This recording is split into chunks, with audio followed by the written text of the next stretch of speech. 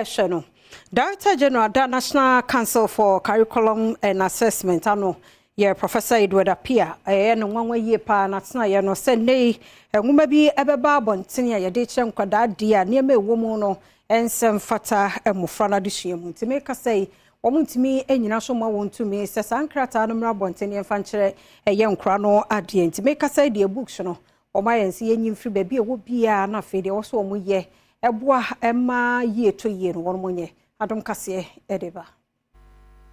Awofo bi etwese history textbook basic 44 esua ewo religion ye nkanka eye Christosom ho no wonbo anwuso enwoma ba akobia wato the history of Ghana for basic schools Francis Benjamin Apia ene Henry David Apia ene kyerɛ ye efa ba bi ekyerɛ se ensunsanso oboni bi wo ho no mu a emrofo wo mu firi amonone eba oman Ghana mu eba bete asɔre no enya ye ewo omanfo eso enema ba akoni mu bi ene se wo mu kyerɛ mu a Christosom ama ohiyebubro aba oman Ghana mu na Christosom kroye so ka ho bi ene mra ne hyehyeye bi a ewo oman Ghana mu enhyeda enkoyie Adom Kasee amane boni kodwomensa brompa ene kasamafo abedi akyire ya wo asoye ehwe nwumasua so ya opoku mensa etwetwe nkomo ene odi tu dwase saa nwoma no enye die National Council for Curriculum and Assessment agiato mu ne ho bi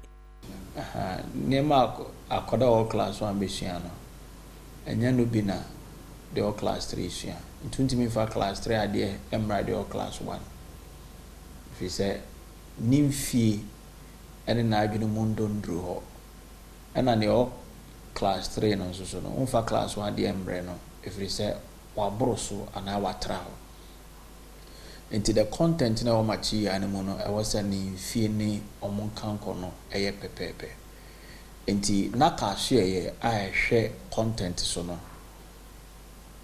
ehyehyeye no ye de saa enyini no anase development growth no etoto enwachi okade to aso se wono mu atwere saa nwoma yi naka atonsa afre wo mo the final documentation and our content of the book no ye man so onkoye but the model kyereye no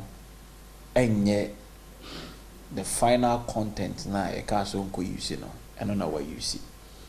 enti no mre amene wo ka sei publisher no ya try command si hia no ya hye na ka hia no na ka hye animu ya na o mechirem ni ntia nia ye ka kire ne se wonye no enye no na okoye no aye bibi foforo